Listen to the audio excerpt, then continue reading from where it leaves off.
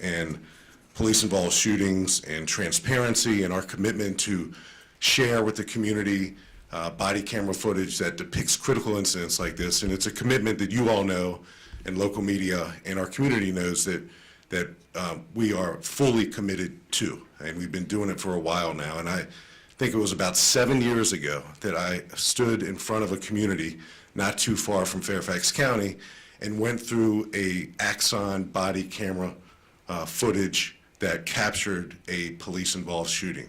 And just 7 years ago, it was pretty new to policing. And now here we are in 2022, and it's an absolute expectation.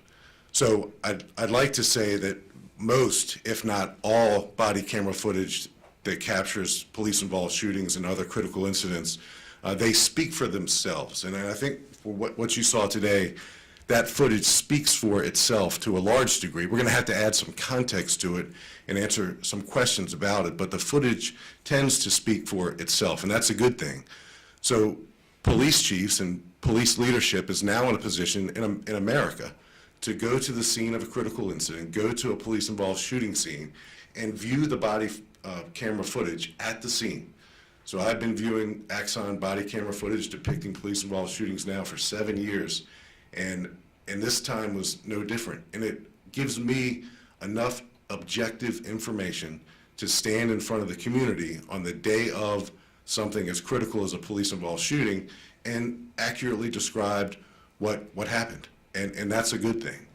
And I try to always do my best to provide full context when I stand up, particularly at scenes of police-involved shootings, but there's never time enough to go into all of the things that we do as an agency, particularly with folks in mental health crisis and behavioral crisis. So we're going to take our time a little bit today, and we're going to describe to you what we do in terms of crisis intervention training, what our commitment is to co-responders, crisis intervention teams. All those things are alive and well here in Fairfax County. And sometimes, in spite of all those efforts and commitments and really cutting edge things that we're doing here in Fairfax County regarding Diversion First and crisis intervention training, a police-involved shooting will still happen. So some folks will look at a police-involved shooting, and in Fairfax County, we average less than one police-involved shooting a year. So when it happens, it's a big deal, and it should be a big deal, and we should all pause and ask questions.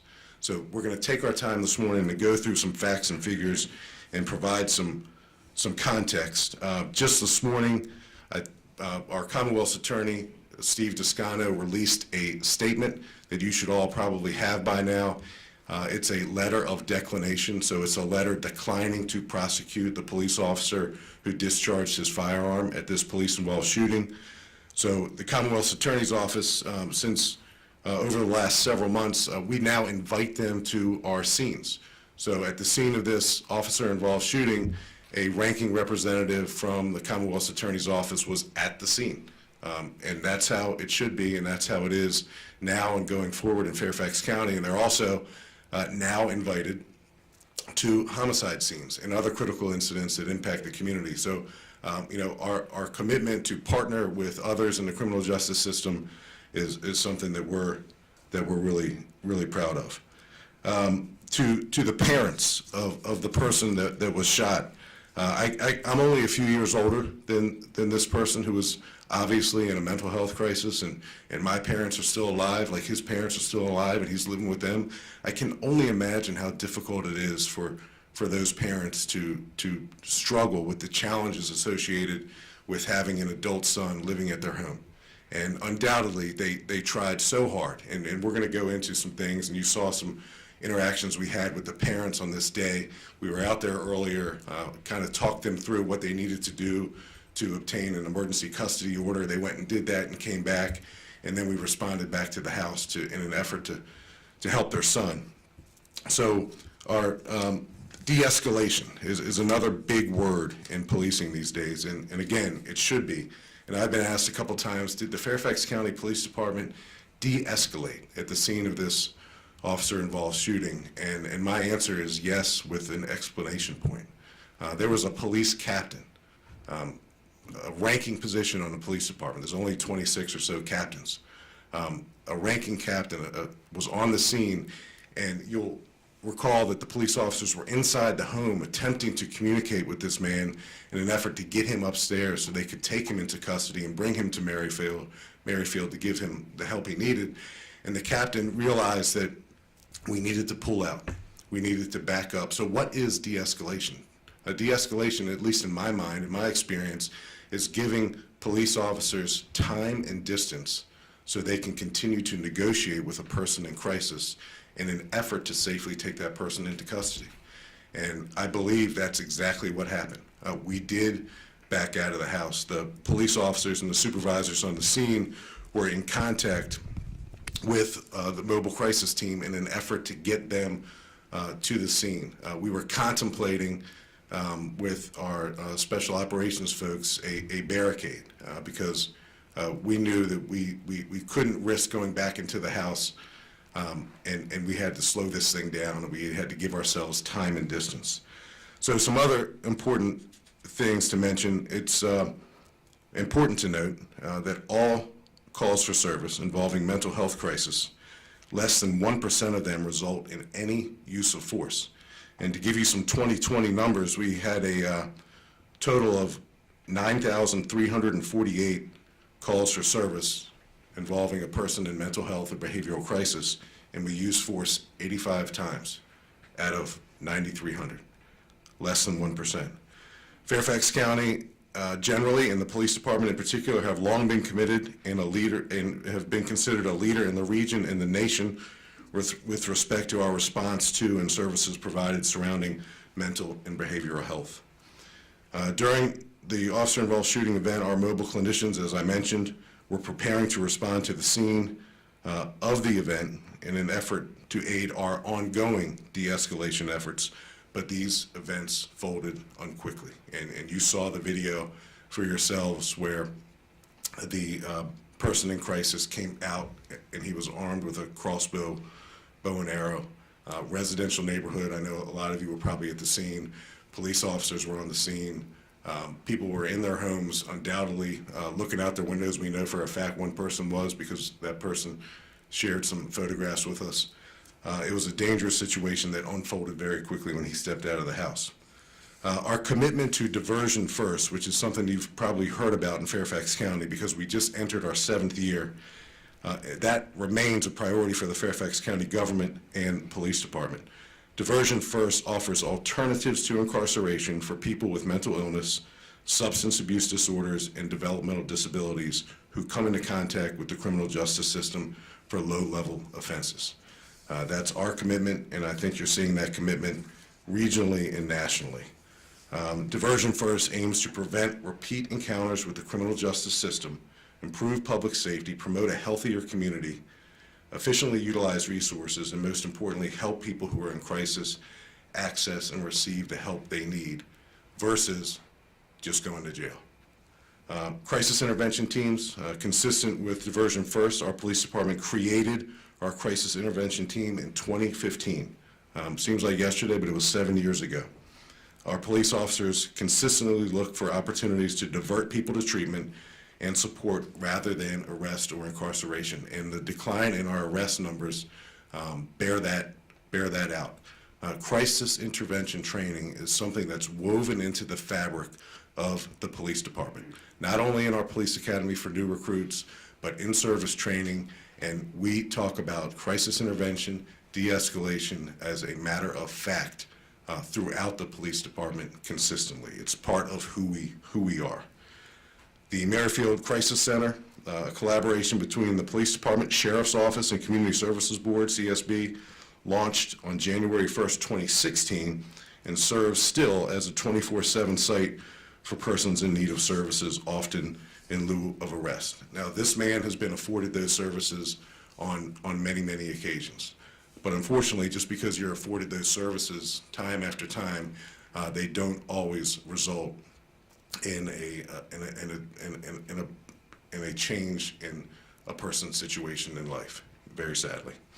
Our commitment to co-responders, as part of our ongoing commitment to assist and divert persons with behavioral crisis issues, we've created a co-responder program or team that the lieutenant will talk about, and it's comprised of our crisis intervention team, trained officers and mental health professionals in the same car. So a cop and a mental health professional in the same car.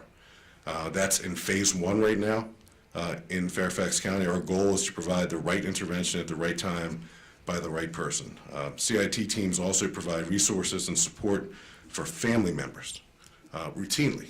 And our Victim Services Division, Director Sally Fayez is here with her team. They interact constantly with family members who are experiencing multiple incidents of crisis with their loved ones.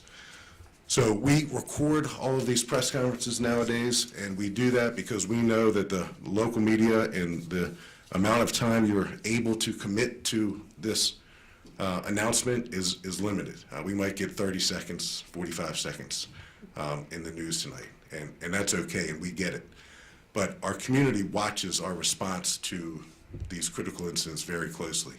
So we record these presentations because we want to give full context to everyone in the community, regardless of your stature, if you're an advocate, if you're an elected official, if you're just a community member, if you're an interested parent, if you have a loved one, a son or daughter who's suffering from crisis, mental health crisis, behavioral crisis, we want to provide full context to our entire community and let them know what we're doing about mental health and behavioral crisis in Fairfax County, because we're in the top 1% in the country in terms of how we do this.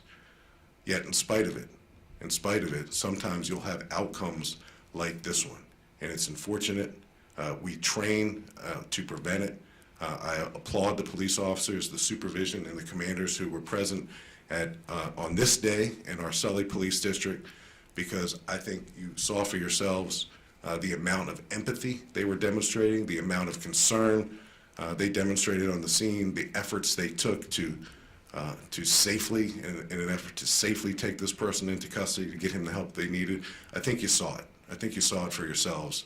And I think you saw some real command decision-making when we backed out of that house and gave ourselves some time and distance to interact with this person in crisis. So that's kind of what this presentation is about. It's more than just showing you the body camera footage. It's given context, and it's affording us an opportunity to bring a couple experts up here and talk about what we're doing, and then we'll stand ready to answer any questions. So I think I'm first introducing Lieutenant Eric Ivansick, who commands our crisis intervention team, and then Major Brooke Wright, and then we'll answer any questions. LT.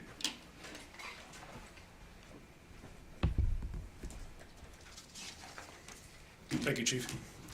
You heard the Chief speak to our commitment to helping those experiencing a mental health crisis. If the number of calls the department receives for a person in crisis is a measure of our success in those efforts, then I can assure you we have succeeded. This last year, in 2021, we've received 14,671 calls for service involving a mental health crisis. That is nearly double the number of calls that we received in 2016 and 17. And since 2017, we've seen a noticeable rise in these types of calls annually. Of those calls for people experiencing a mental health crisis, in 2021, we placed 1,627 people under an emergency custody order, which demonstrates that approximately 90% of the time we can divert people in crisis to other resources without resorting to an emergency custody order. The department, in cooperation with the Fairfax County Sheriff's Office and the Community Services Board, maintains a full-time CIT team of officers and deputies who work as co-responders in the community with a CSB clinician and are on standby at the Merrifield Crisis Response Center to assume custody of persons under these emergency custody orders 24/7. Our highly trained and especially skilled CIT certified officers and our co-responder program are without a doubt a huge part of our success in these types of calls for service.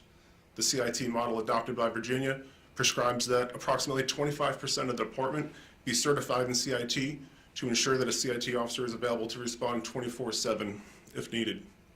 Our department maintains approximately 40% of our officers certified in CIT assigned to patrol, and today we have over 400 of those officers who have completed the training. I'll turn it over to Major Wright.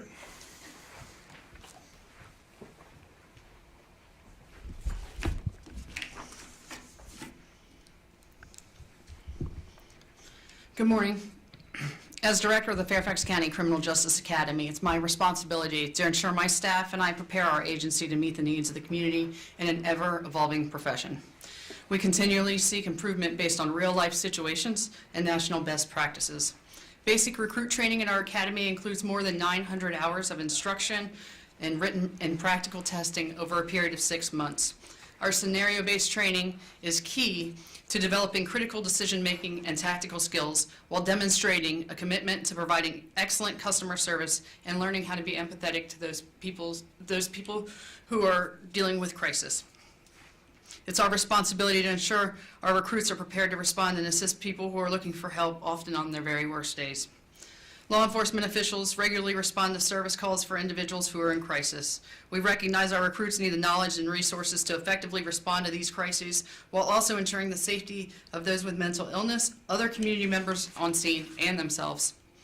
Our mental health awareness training is a minimum of 8 hours and includes autism awareness, Alzheimer's disease and dementia signs and behaviors, persons in crisis to include some clinical states, the emergency custody order, temporary detention order processes, and police suicide awareness and intervention, because we understand and acknowledge that no one is immune. Thanks to the efforts of PFC Joseph Slentz, one of our academy instructors, who's also a CIT instructor and a former full-time CIT officer, the recruits in our current academy session were given the opportunity to hear from a guest speaker who shared with amazing courage her own struggles with mental health and her experiences with law enforcement. Recruits also participated in an exercise which replicates the experience of suffering from auditory hallucinations. This allows them to better understand why they may encounter people struggling to focus or communicate. Our priority in every situation is to use proper, safe tactics and de-escalation opportunities, slowing down, using existing physical barriers, isolating the incident from bystanders for safety and privacy reasons, exploring and requesting resources that may be available to assist, and choosing the right tool given the level of training and ability. Recruits are required to perform in scenarios which demonstrate their ability to determine if someone's a danger to themselves or others, or unable to care for themselves and in need of services, and safely take them into custody in accordance with the Code of Virginia requirements. I also feel it's important to share some additional exercises required of our recruits. Although these are above and beyond what is required by state mandated training, we believe it's vital to learn appropriate response in common situations, including identifying someone who's not in immediate crisis but could use the assistance of resources or referrals and how to provide them. Pop-up practical exercises where recruits are surprised on arrival with being dispatched to calls and placing them under stress and requiring them to use critical thinking to escalate or de-escalate depending on the situation. This year, the Fairfax County Police Department is introducing 2 new programs to our required training. ABLE, Active Bystandership for Law Enforcement Training, is a program through the Georgetown University Law Center. This program prepares officers to successfully intervene, to prevent harm, and create a culture that supports peer intervention. All officers will receive this training during their time as a recruit, and our incumbent officers will all receive the training over the next 2 years.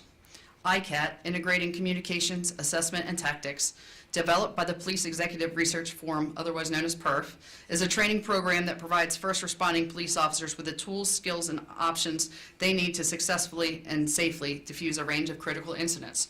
PERF has begun training with some of our experienced officers who will provide the scenario-based training to all sworn officers.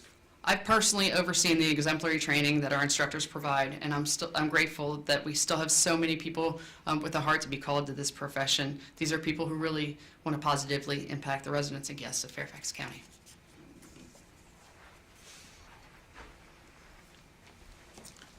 Thank you, Major. And before we take questions, I just want to put a point on ICAT training, Integrating Communications, Assessments, and Tactics. That's coming. That's here in 2022. And ABLE training, Active Bystandership for Law Enforcement. Those 2 things are going to make us even better. But here we are, on an average of less than 1 a year, a police-involved shooting happens in Fairfax County. That's something we take very, very seriously. I mentioned earlier the impact on the parents in this particular case, this incident, but there's also an impact on the police officers. None of these police officers woke up that morning with any desire whatsoever to be involved in a potentially deadly use of force scenario. So when that happens to them, we have internal resources with our incident support services that we afford to our own people, so they too can recover from a traumatic event. But it is a traumatic event. Our commitment is solid, beyond solid, in Fairfax County with Diversion First, with co-responders, with crisis intervention training. And this particular case is something that, in spite of the best efforts from family, from government, from police, resulted in a non-fatal police-involved shooting. And that's why we have taken so much care and time, I believe, to present this in a way that's holistic so people can understand how seriously we take it and how seriously we work to prevent these things from occurring in the first place. So thanks for bearing with us through this presentation following the release of the body camera footage. I know it's a little longer than normal, but I think it was necessary, and now we're ready for any questions. Sierra? Have you all responded to that home prior to that day or encountered the gentleman before? Sierra, we were familiar with the home, the address, and the family. That morning, and Lieutenant, you'll fill in any blanks that I forget, we were out there earlier, and the advice that was given to the parents was to visit a magistrate and seek an emergency custody order, and that's, in fact, just what they did. So when the parents obtained an emergency custody order, and that allows law enforcement, us, to take him into custody to bring him to Merrifield so he can get the treatment he needs. They called us back. Before they went back inside of the house, they called us back. We went to the house, and I think when you see the video footage of the police officers using the key, I think that's on the video, to get in the house, that's the return call for service. The parents were not in the house when we were trying to make contact with their adult son. They were outside, and we were trying to cajole him to come upstairs. And I would say this, back in the old days, and the old days weren't too long ago, the cops would have gone right downstairs and confronted him. That's the way our culture did it, across the country. But now we've learned to slow down and utilize time and distance and to communicate. And the officer who was communicating the most with him, I think she did a remarkable job, the second lieutenant. And I'm blanking on her name, and I shouldn't. Deanna Wind. So she did a remarkable job trying to communicate with him and display empathy. But then a captain stepped in. As you wear a rank on your collar for a reason, and the biggest reason is to make decisions in crisis. So he made a decision to back out. But Sierra, yes. Long answer, yes. We were familiar with him, familiar with his family. There are things that I'm prohibited from saying about his mental health history, etc. But we were familiar with him and his parents and the location, and we've been working with the family and the system to get him help for quite some time. Where is he now? He was released from the hospital, right? He's incarcerated, Sierra, on no bond. He's being charged with the attempted aggravated assault. This is a serious felony. We work with our Commonwealth Attorney's Office to seek charges that they believe they can successfully prosecute, and it was their direction to charge him with that attempted aggravated assault crime. So he's being held on a no bond status right now, pending trial. Yes, sir. I know you mentioned the ECO that day. Had there been an attempt, or had you executed prior, sending officers there to remove weapons from the home and get those weapons out of the home at the parents' request at all? LT, if you know anything to fill in the blanks, I'll just say that the only weapon that we know was in the home that day was that crossbow, bow and arrow. So I know on that particular day, the crossbow was the only weapon that we recovered from that house. I can get information, and we can have Director Guglielmi get back if there's anything about prior removals of firearms from the house, but I don't have that information in front of me. That's correct. Yes, sir. Neil? We heard the officer saying that he's got a crossbow. We heard the officer say he's aiming the crossbow. At some point, it became imperative to open fire. Did your investigation determine what the turning point was that made it appropriate to shoot at that time? Well, Neil, the Commonwealth's attorney has declined to criminally prosecute the police officer in this case, but we still have an ongoing administrative investigation.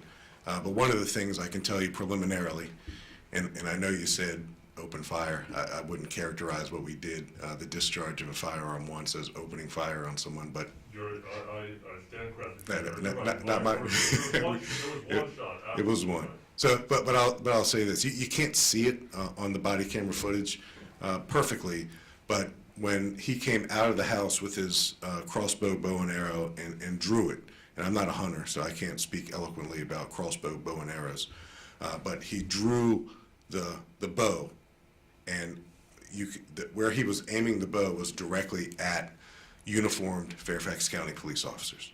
And it was that house, if you were at the scene that day, and I don't know if you were, is in the middle of a residential neighborhood. So, we were very concerned, the officers were very concerned that other people were going to emerge from their homes and potentially be the victim of this deadly weapon. So the officer who discharged his firearm made a decision to deploy that deadly force. And, I give the officer a lot of credit for his decision-making, his ability to see a threat, articulate the threat, and you heard him do that, and then remain relatively calm under an enormous amount of stress, and then render first aid to the person that we shot. A terribly difficult situation for the parents. Imagine I'm sure they called us, and we came, and the last thing we want to do is respond to a family in crisis and have a discharge of a firearm or any use of force, for that matter. So we took great care with this particular case, but the administrative investigation will continue. But it's important to share this now. Yes, sir. Like yourself, I'm not a hunter, but when I look at that arrow, was that modified in some way, or is that a traditional hunting arrow? Like, it looks like there's something taped around it with some other pieces. So as I look to the lieutenant, who knows more than I do about crossbow, bow, and arrows, I'll ask him to come up here and describe it.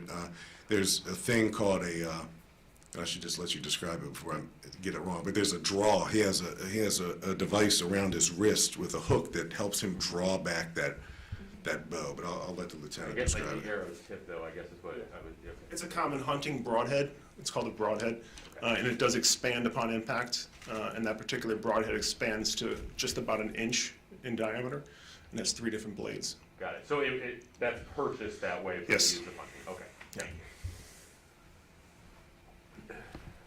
Chief, you seem satisfied and proud of the way your officers handled this, but is there anything you guys learned from this or anything you would change? Well, I'm always saddened anytime we have to use deadly force, because my first question is your first question. It's the community's first question. Was there an alternative? And I can tell you, reviewing all the facts and taking a look at the body camera footage in particular, I am satisfied that the police officers on the scene took enormous care to go through the de-escalation steps that you saw with your own eyes, and they did a remarkable job under stress. So I wouldn't use the word, it's hard to find the right word to describe how I feel about what happened, beyond proud of the fact that our officers have positively responded to the training that the police department has delivered over the past several years to really make certain that de-escalation, crisis intervention is woven into the fabric of what we do. And that's what I saw. And I'm venture to say that's what you saw as well. So I am proud of the grace under pressure they exhibited. In terms of learning, we always look back, were there other opportunities to intervene with this man and his family and get them help? Those are things that we'll certainly evaluate. But I can tell you, and I think I alluded to it earlier, this man has had many interactions with the crisis intervention system. And, unfortunately, it's still resulted in this mental health behavioral crisis on this particular day. But his own words, and I think you heard his own words, we couldn't walk away from that home. We couldn't leave him there with his parents. He made very specific threats to kill his mother, made very specific threats to kill police officers. Now, some may say, well, that was a cry for help, and it certainly may have been a cry for help. But sometimes cries for help are also threats. And we can't turn our back and walk away from a threatening scenario like that one. So, it was a tough circumstance, tough for the family, tough for the police officers on the scene, and frankly for that community. I interacted with a couple of the neighbors. I caught one of the neighbors bringing iced tea to Major O'Carroll. So the neighbors were concerned. The neighbors know that the family's history, and they, you know, like any residential street with you know, homes, people know what's going on, and people have known that he's been in crisis for quite some time. Yes, sir. You mentioned Bridgewater off the top there. If I could, you know, get your thoughts on that, and kind of broadly, there's been a lot of violence taken against law enforcement across the country. New York City, DC just last month. Yeah, Baltimore. Baltimore, of course. Yeah. I mean, just kind of your thoughts on that, and you know, does it feel like there's been an increase in violence? It certainly feels like it. You know, I haven't examined any, you know, historical numbers to see if in fact that's true, but it feels like we're in a moment where, particularly in big cities across America, gun violence, murders, non-fatal shootings has enhanced dramatically over the last couple of years. Thankfully, in Fairfax County, we're still the safest, largest jurisdiction in the country. But we had an uptick in murders last year from 15 to 21. So when I see police officers being ambushed, and when I see uniformed cops being shot and killed on a college campus, that concerns me. It certainly concerns me. And I think the leadership challenge for police executives, police chiefs, police commanders is to ensure that our police officers remain vigilant, but there's a fine line between vigilance and paranoia, because we're in this moment in law enforcement history where we want increased interaction with communities. We want that to happen more, and we in fact are doing that with a program called Integrating Police and Community, IPAC, in Fairfax County, where we're actually mandating our police officers get out of their cars and talk to people. And we're doing that, but we also have to be mindful of the fact that there have been these unprovoked attacks on uniformed law enforcement, and we want our cops to remain vigilant. So it's not a mixed message. Remain vigilant, but still, you know, do your job, interact with the community. But it's a concern, and as I, you know, strive to find more out about what happened in Bridgewater yesterday, that's very, very sad case. There's a picture, I think, on the front page of the Washington Post that depicts the gunman kind of proning out and giving up after he shot and killed the two cops, and I think they spent some time looking for him. So I'm interested in learning more about him, his ties to any potential ties to you know, anywhere in Virginia that we need to learn about. Neil.